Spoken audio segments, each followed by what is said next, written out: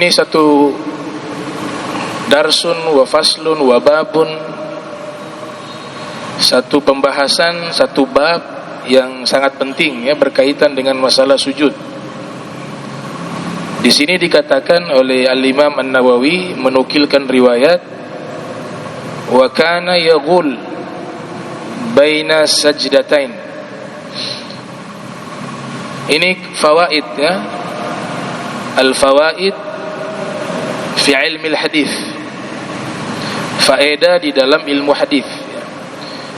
Kalau ada riwayat menceritakan fi'il Nabi, perbuatan Nabi berkaitan dengan masalah ibadah atau muamalah atau suluka ya, ibadatan atau muamalatan atau suluka, baik dari aspek ibadah, muamalah, interaksi sosial maupun suluk ya, perilaku, akhlak. Kalau ada kata kana di awal kemudian menginformasikan fiilnya Nabi, perbuatannya Nabi, kana di situ bukan berarti adalah, karena biasanya kana diartikan adalah. Kana Zaidun qa'imah, adalah Zaid berdiri. Itu umumnya seperti itu di dalam ilmu nahwu.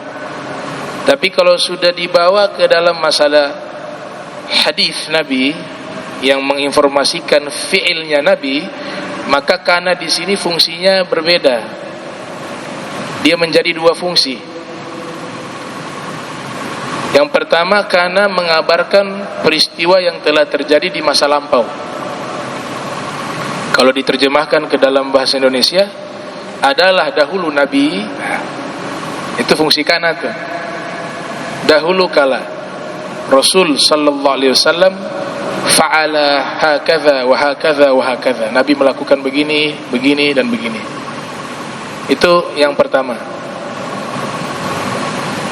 Yang kedua, kana menjadi adatun Nabi, ikhbaru adatin Nabi.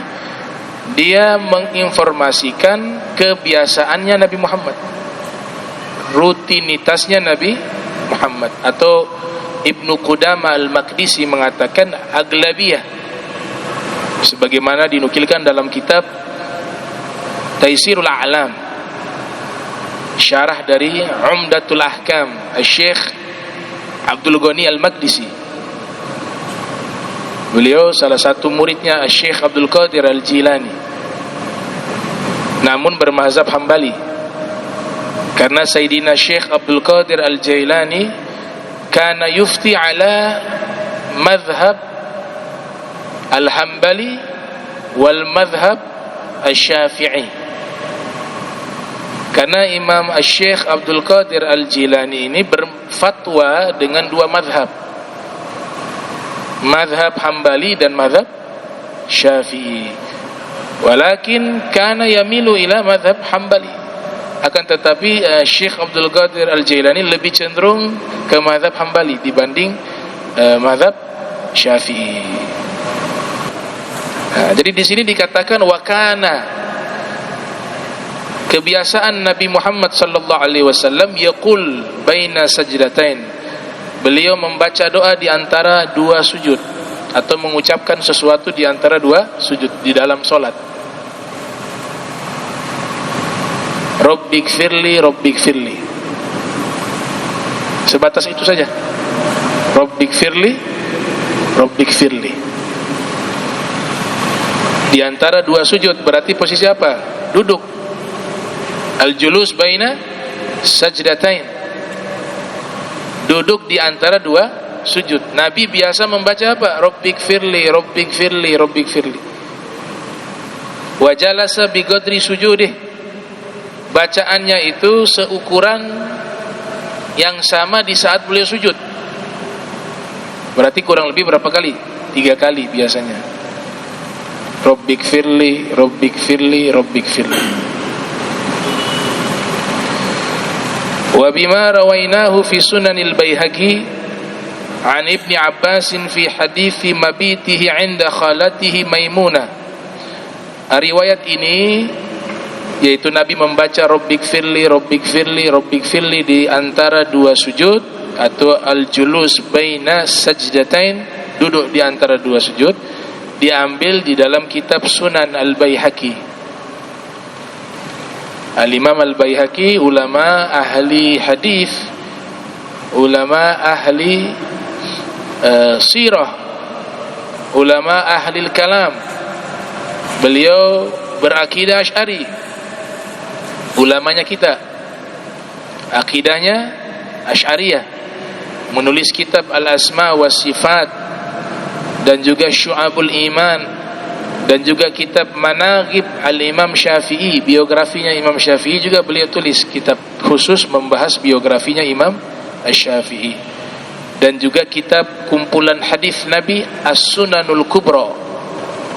Itu adalah kitab hadis yang ditulis oleh Al-Imam Al-Baihaqi. Jadi riwayat Nabi membaca Rabbik firli, Rabbik firli diriwayatkan di dalam Sunan Al-Baihaqi. Beliau lahir tahun 384 Hijriah. Dari Ibni Abbas, di dalam hadis menginapnya Ibnu Abbas di rumahnya Nabi, di rumah istri Nabi yang bernama Sayyidah Maimunah. Nah, Ibnu Abbas menginap di rumah itu karena Nabi membuat masing-masing istrinya satu rumah. Sayyidah Aisyah satu rumah, Sayyidah Maimunah satu rumah, begitu. Hafsah satu rumah. Kalau gabung, Nabi paham itu. Bukan masalahnya di Nabi, masalahnya di wanita. Kalau gabung muncul masalah. Nabi pernah didemo oleh istri-istrinya juga. Namanya perempuan. Walaupun riwayat ini sebenarnya tidak menurunkan derajat Nabi sebagai seorang suami yang paling sempurna, tapi di sini hikmahnya adalah bahwa yang namanya wanita tetap punya sifat cemburu. Walaupun mencoba untuk tabah, saya izinkan kau menikah lagi dengan wanita lain, saya ikhlas. Iya. Ikhlasnya ada penekanan di situ. Ya karena fitrah siapapun dia,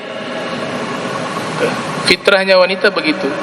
Jadi bukan berarti tidak ada pengingkaran atau ketidaksukaan atau tidak ada cemburu, itu tidak mungkin. Nabi ajarkan ini kepada kita, dipisah rumah masing-masing. Itu. Nah, di saat itu Rasulullah membaca surat-surat yang cukup panjang, sampai pada akhirnya Rasulullah dalam posisi al-julus baina sajdatain, duduk di antara dua sujud. Nabi membaca Rabbik firli, Rabbik firli, Rabbik firli. Nah, Ibnu Abbas mendengar bacaan itu dan diriwayatkan kepada umat. Jadi sah-sah saja kalau kita baca Rabbik firli, Rabbik firli, Rabbik firli ketika duduk di antara dua sujud. Dan itu diceritakan oleh Ibnu Abbas. Wa kana idza rafa'a ra'sahu minas sajdati qala Rabbik firli warhamni wajburni warfa'ni warzuqni wahdini. Di dalam riwayat yang lain Nabi membaca lebih lengkap lagi. Ini yang biasa dipakai oleh kita, yaitu Nabi membaca ketika posisi duduk di antara dua sujud, Rabbik firli warhamni wajburni warfa'ni warzuqni wahdini.